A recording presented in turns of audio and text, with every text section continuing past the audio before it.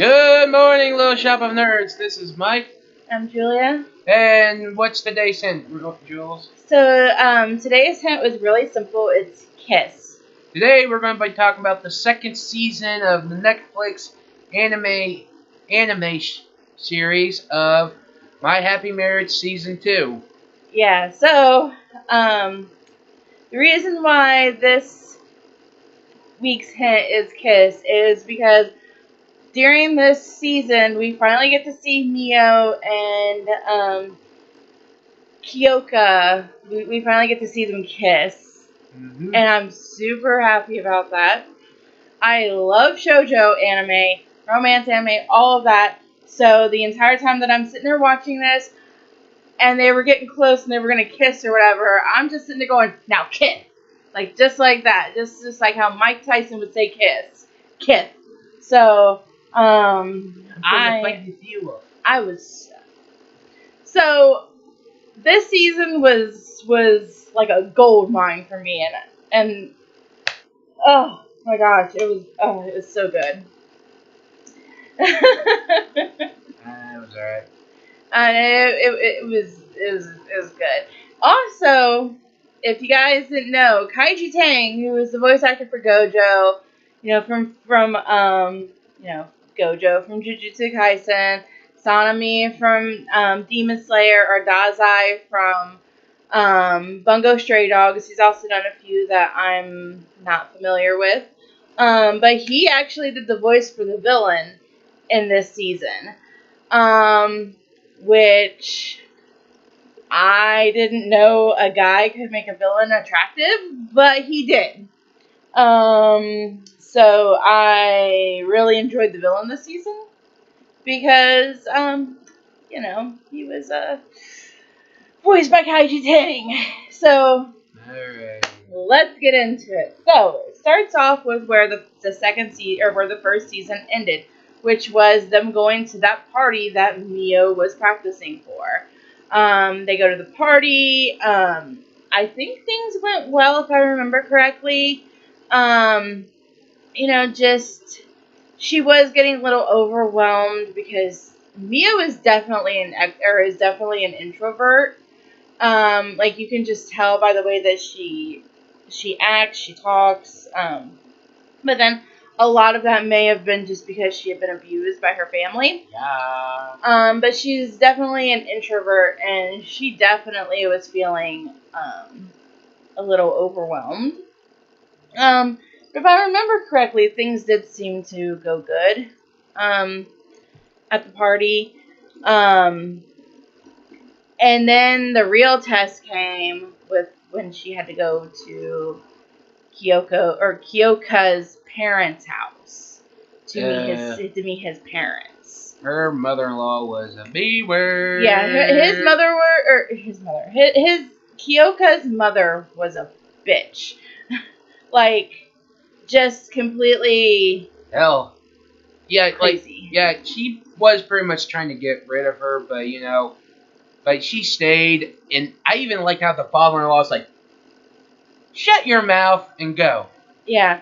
Kyoka's father did stand up to, stand up for Mio.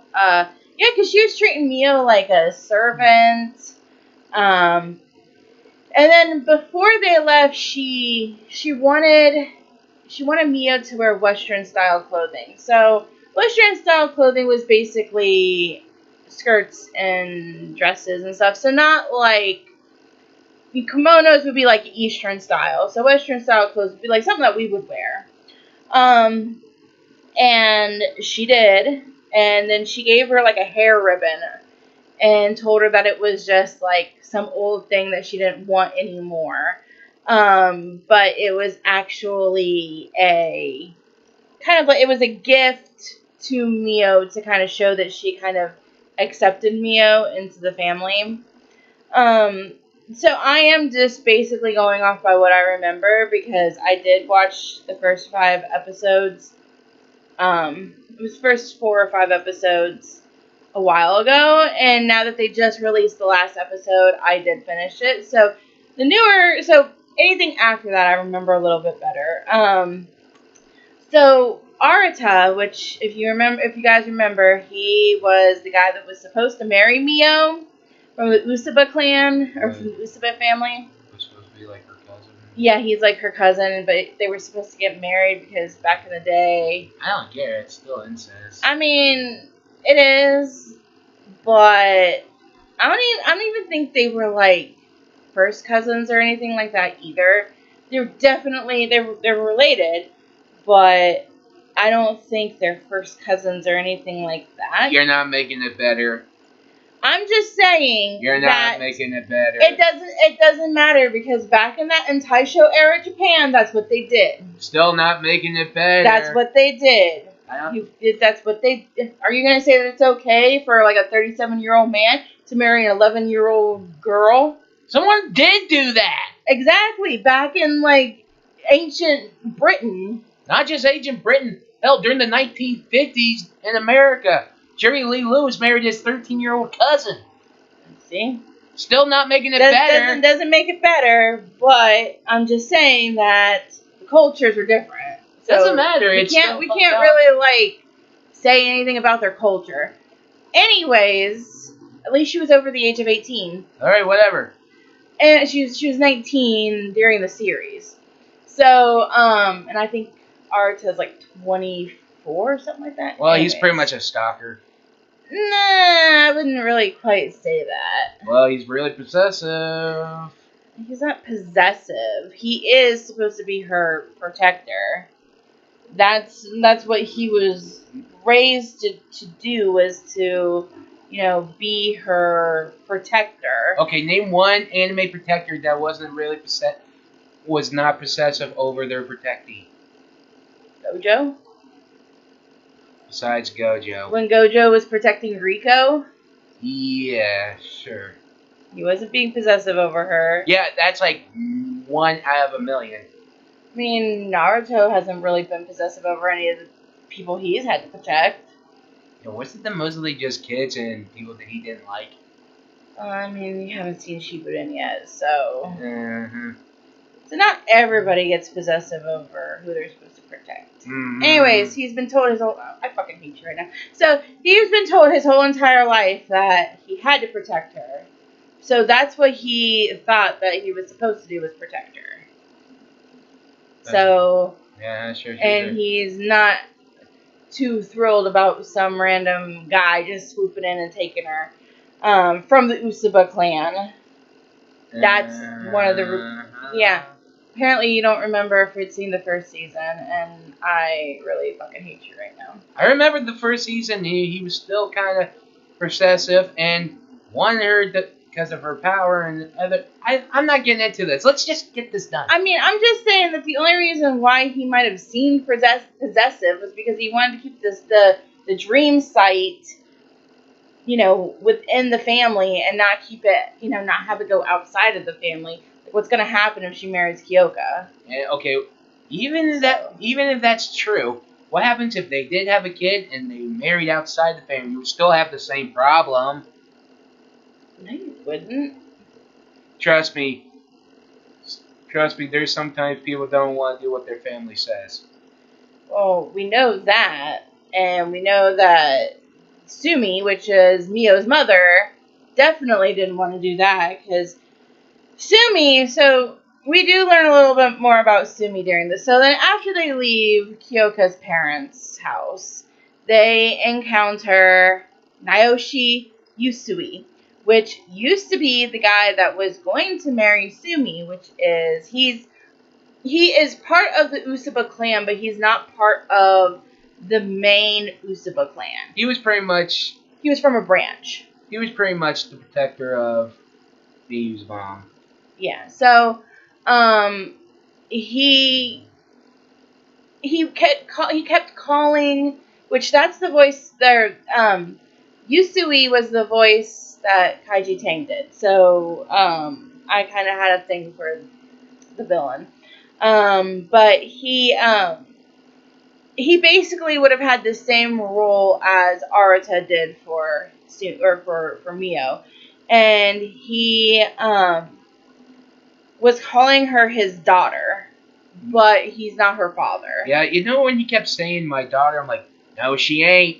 Yeah, it was because he had like this perceived thought that since he was supposed to be with Mio, that, or not Mio, sorry, Sumi, that was going to be his daughter.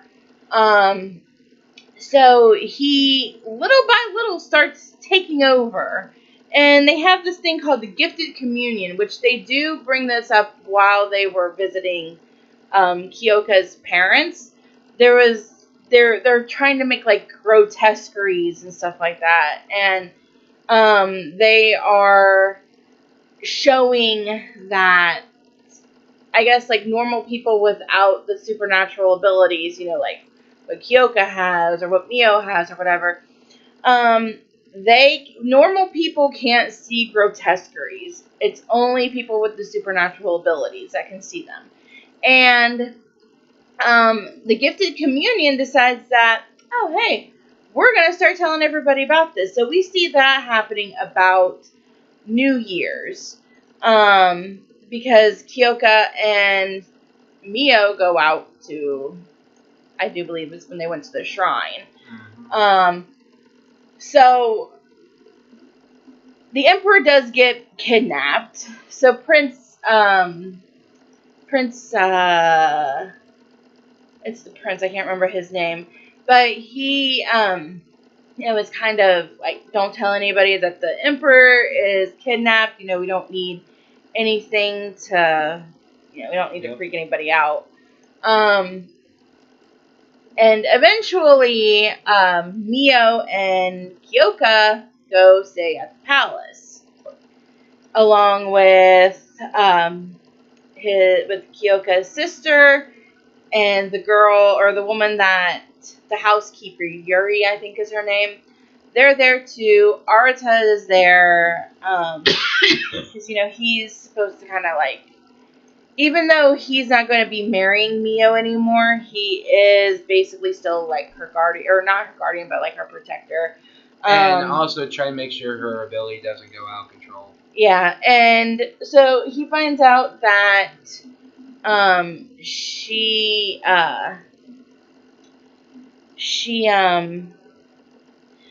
her ability isn't fully unlocked because there is something keeping her from unlocking it completely. Which I think I might have an idea of what that is, and I'll get to that in a little bit. So she starts having like dreams and stuff, and she's having these dreams of like, what she was doing was she was getting into Yusui's dreams, where she was seeing scenes between her mother and him when they were little. And we find out that like the Usuba clan is not supposed to use their abilities for like any type of, you're not supposed to hurt anybody with your abilities. And he did, because there was thieves that broke into his house, killed his parents. He used his abilities. He got sent to the main family of the Usubas, which was Mio's grandfather, and he basically raised Yusui, but he also raised, while he was raising Sumi. So this whole ordeal is going on because he wants to take Mio, and he wants to raise her, and then he wants to use her to, like, wants to use her abilities to attack and stuff like that. Mio doesn't want to fight because Mio is definitely a pacifist.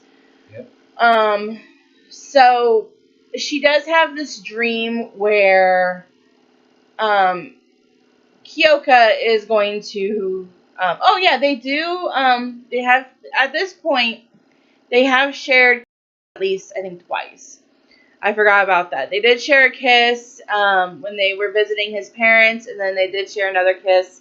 And then they slept in the same bed, but they didn't do anything because they were both just a little nervous. They just kind of like talked a little bit.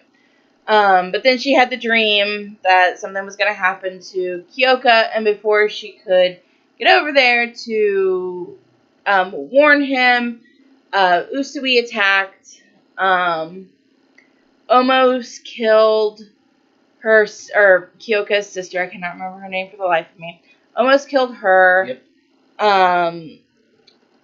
And no, it wasn't Yusui. It was the Minister of Education's henchman that almost killed her. Yep.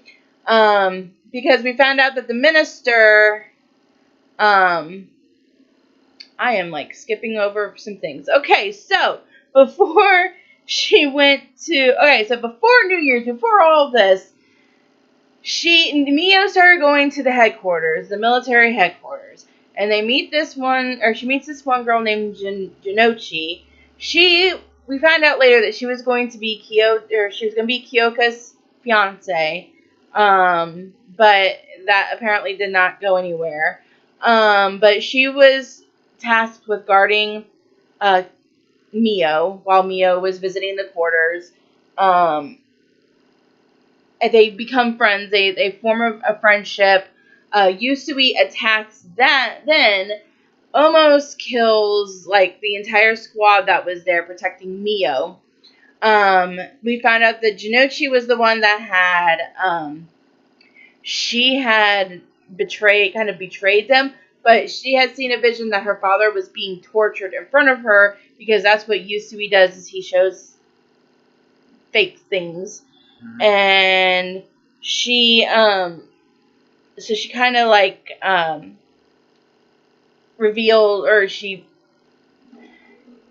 betrayed them. She almost dies. Mio is able to survive. Everybody's able to survive because Kyoka comes in to save her. And then Jinochi gets punished. She gets sent away. And then the whole thing with the palace happens. Yep. So, I'm just skipping all over the place. So, we do find out that the Minister of Education was betraying the prince. And so his henchman goes in, he almost kills everybody, like Mio and all that. Then the one guy, I cannot remember his name, but he is the brother of the guy that she was in love with at the beginning of the first season. He comes in, he's able to use his ability and help out. Then Arata shoots Kyoka. Says that Kyoka is a traitor or whatever. He gets taken to jail. And then he tells Mio that he loves her. She couldn't say anything back because she didn't want to, like, I think she was afraid to say it or something. She runs away from the palace with the help of Kyoka's Shinigami, which she named Kyo because it looks like a younger version of Kyoka. Pretty much. Yeah, and then she goes and she gets help from her future family-in-law. So her future father-in-law, all that. Yep. Kyoka's father gets help from her uncle or her grandfather. She got help from somebody else. I can't remember who it was. I forget. But she does end up getting some help to rescue Kyoka. She goes in, she rescues Kyoka. They end up defeating Yusui.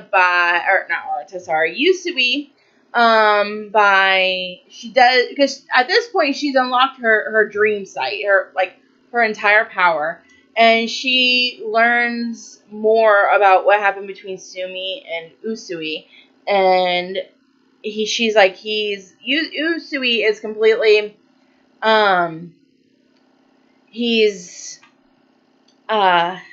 what's the word I'm looking for? He's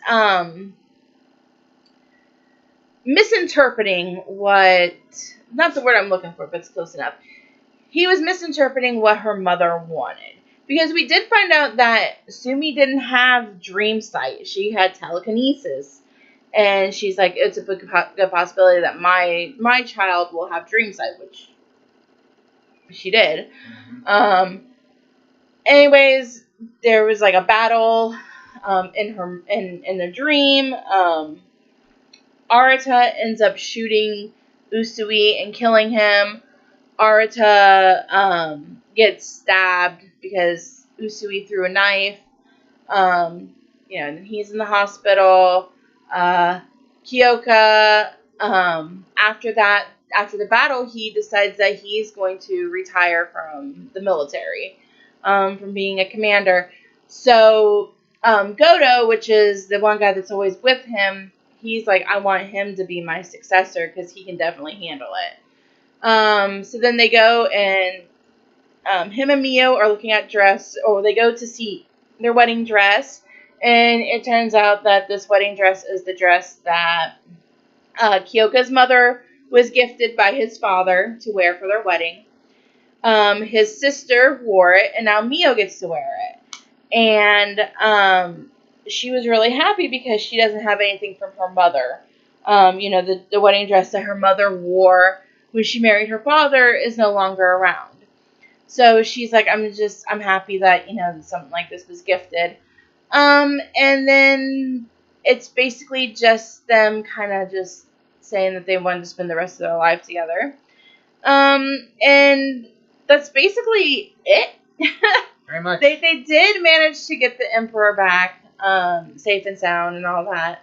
And I have probably left out a whole lot of stuff here, but, it is 13 episodes. It's on Netflix, just like the first season. So if you haven't seen the first season, watch the first season, then watch the second season. There is there's nothing on the third season being released yet. So, if they follow along with how everything goes with like the seasons, I guess, it would probably be maybe early 2027 before we see anything. Maybe I'm hoping it won't be that. I'm hoping maybe mid 2026 we'll see another or second season. Nothing's been announced yet. As far as I know, I think the light novels, which is what it's actually based off of, is light novels. There's light novels and then manga and then the anime. I think the light novels are still ongoing. So as long as they keep adapting, as long as the light novels keep going, they'll probably keep adapting the anime, which I really hope they do. Netflix does have a tendency to where if they have something really, really good, they won't adapt it, or they won't do a second season, because they did it with Kotaro Lives Alone. Kotaro Lives Alone is a really good anime. It's fairly highly rated, and nothing's been announced, and I think that aired in like 2022, and nothing's been announced for that, but it's highly rated on Netflix, and they suck ass if they don't adapt it for, a second season, which they need to, because it's good. But you got anything to add, Mike? No. Okay. I know I basically did all the talking. He just sat here and looked pretty. Well, every time we do an anime, I just rather you do all the talking because I might just fuck up on something. So it's not that you would fuck up on something. It's just, if you have anything to add it. I really don't. It was alright. 8 out of 10. Netflix are dumb if they don't want to make a third season. And truth be told, if we haven't heard anything on the third season, maybe we don't have anything layer of the manga either. Well, I mean, so since the last episode was just released, so they probably haven't announced anything yet. But I mean, with the last episode just coming out, they're probably going to wait a little bit before they announce the second season or the third season.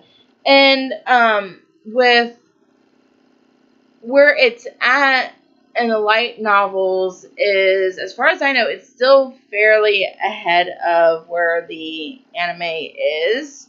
So they still have the manga to go off of. I haven't read the light novels yet. I haven't read the manga yet. That is something I'm going to do. But as of right now, there's just no definitive answer on when the third... I'm sure there's probably going to be a third season. We just don't know when it's going to be. Like how So we'll just wait and see. I like they kept saying there's going to be a second season of My Dress Up Darling or the 5th season of Black Clover. Which that's supposed to be coming out pretty soon. Yeah, they keep saying it's soon, but it keeps getting delayed. Well, I mean, there's a different company that produces, My Happy Marriage, because they're producing for Netflix. And Netflix is more like, hey, we need to get our shit out. But here's the thing, do you ever go to Netflix, keep flipping until you find something to watch, but you still can't find nothing to watch? No, because I don't get on Netflix very often. See, me neither. But I did find some things that I did want to watch last night. So, like, I do want to go back and rewatch Inuyasha. I do want to go back and rewatch, I want to watch Apothecary Diaries, though. I think that's on Crunchyroll. That's on Crunchyroll. Like, the Netflix dub of Evangelion, I need to finish watching that, because the Netflix dub I heard was just awful, which I'm like on episode 5, and it is very awful. Hell, there's like a couple things like say with Crunchyroll, like say if they have the anime Parasite, right, only for sub, but if you go to Hulu has both subs and dubs. It might just be like licensing issues on that. Either way, because I know that Iron Blooded Orphans, which, if y'all didn't know, Iron Blooded Orphans, Mobile Suit Gundam Iron Blooded Orphans is my favorite Gundam series. They only have the first season subbed and dubbed, but then the second season they just have sub. So I don't know if that's a licensing issue, but if I ever want to watch it, I have the DVDs, so I'll just watch it on the DVDs. Heck, there's times, what was it? Like, say, certain shows, like, say, with Crunchyroll, they'll have and they don't have, and some other places they have and they do have, but it's just, like I said, license issue, but there's times I rather watch some anime on Hulu, because, like, the anime I want to watch, they'll at least have it dubbed, and if it's, like, an action anime, which is what, Shonen anime? Well, it depends on if it's it could be a shonen or a seinen, and seinen is kind of like geared towards more like adult things. Naruto is considered shonen. Well, let's just say if it's a fast-paced action anime, I need to watch a dub because I need to pay attention to everything. I'm actually the same way too. Now, if it's like just slice of life or romance anime, I can watch that sub because at least I can follow along. I mean, I actually prefer to watch dub as much as possible just because I have ADD, so I tend to hyper-focus on the subtitles. So even if it is action or even if it is just like a slow-paced anime, I do tend to miss things because I tend to hyper-focus on the subtitles, and then I don't know what the fuck's going on because I just completely missed everything and all I saw were words. Same thing, like, say right now I'm trying to watch Super Sentai on Tubi. I have that same thing. I'm just, like, focusing on the letters, and I'm like, oh, shit, when did they get into their Megazord? Yeah, so all you elitists out there who's all like, oh, sub is the best. Some people can't do sub. You gotta remember that. Not everybody can do that, and it's not because we can't read or something. It's just sometimes we just need to be able to focus on what's going on without focusing on words. Or take it like this. There's a YouTuber I watch. He does shorts. He's funny. He's called Jacob the Weeb. And he makes this same thing you talk about, the subs and dub animes. Mm-hmm. He does this by comparison with chicken wings. Mm-hmm. People like the ones with bones, but there's people who like the boneless because they can eat it with a fork so they don't get their hands messy. Mm-hmm. I do like boneless wings, but occasionally I will eat bones. Traditional. Yeah. But it's 2025, guys. We have more important things to argue about than who watches subbed anime and who watches dubbed anime. And let me tell you, dubbed anime has gotten a lot better over the years. Yeah. Like, it's gotten a whole lot better. Oh yeah, and if we also have to really talk about something that's really important. People who put pineapple on people who put pineapple on pizza are communists. Yeah, you shouldn't be putting pineapple on pizza. Mm-hmm. That's gross. Y'all are gross if you do that. So, anyways, that is our review of My Happy Marriage Season 2. Sorry, we both went off on a little tangent there. So I'm gonna go ahead and give you next week's hint, which is A Studio Ghibli film. Yeah, it's Men Are Pigs. That's next week's hint. So stick around for that to see what's coming up. And we will see you guys next week. Bye. Bye.